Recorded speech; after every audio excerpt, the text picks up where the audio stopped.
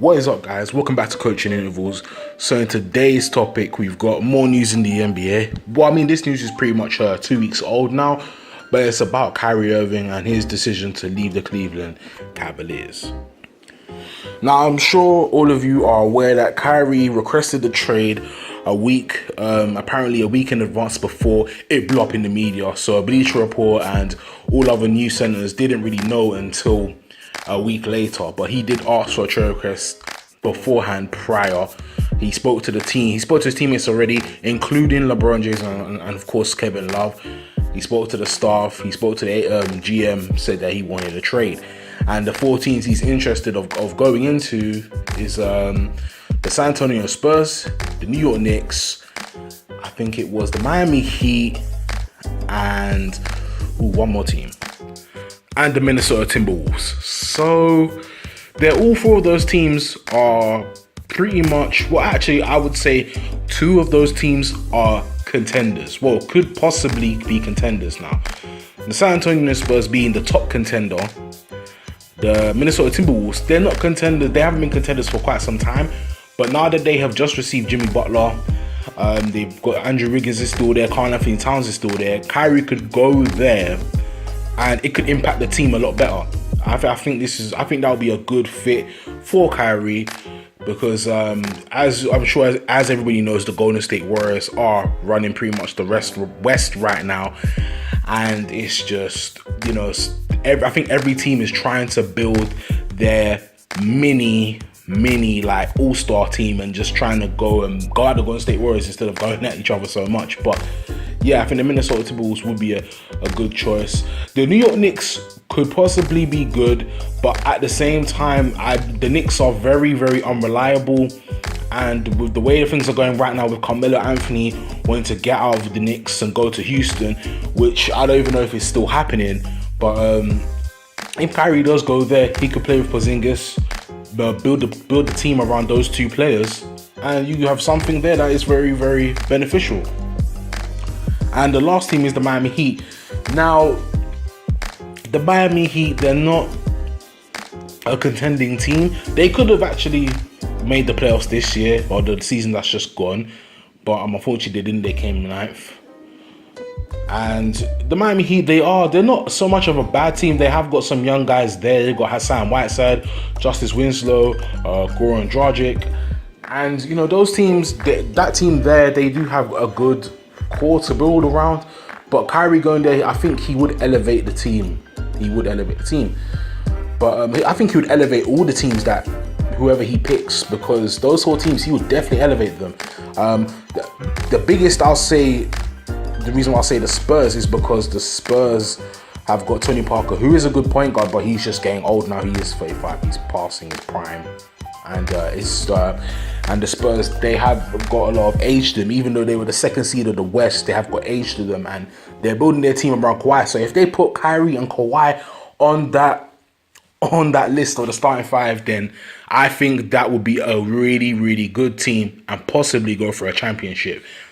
Now, it's interesting that Kyrie has been traded, because the Cavs would be stupid to trade him.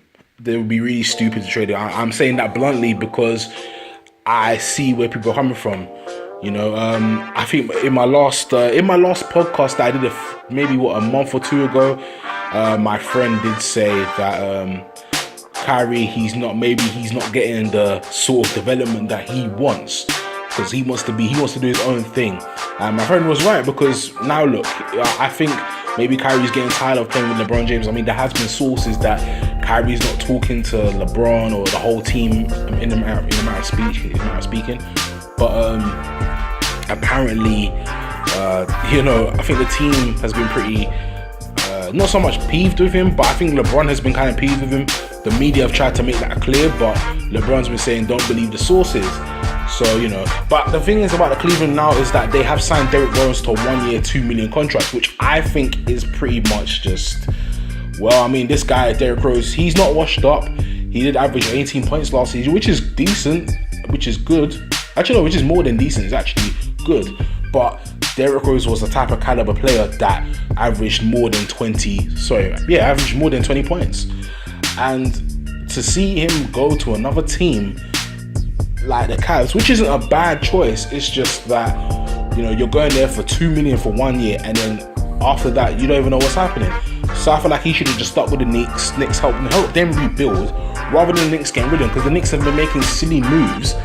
Because the Cavs right now, if they get rid of Kyrie, they'll be stupid to get rid of him. But then you have Derrick Rose, you have Kyrie fighting for the starting lineup. So what's gonna happen there?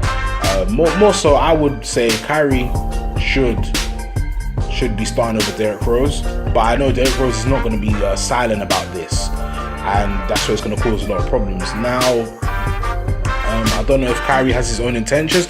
Kyrie is a very quiet person, so I don't know what his intentions are, but at least he came out straight and said, you know, he doesn't want to play here no more, and that's what you need to do. Because a lot of people, you know, say, oh, why is Kyrie leaving? Why has he done this? At least he came out and said it, you know.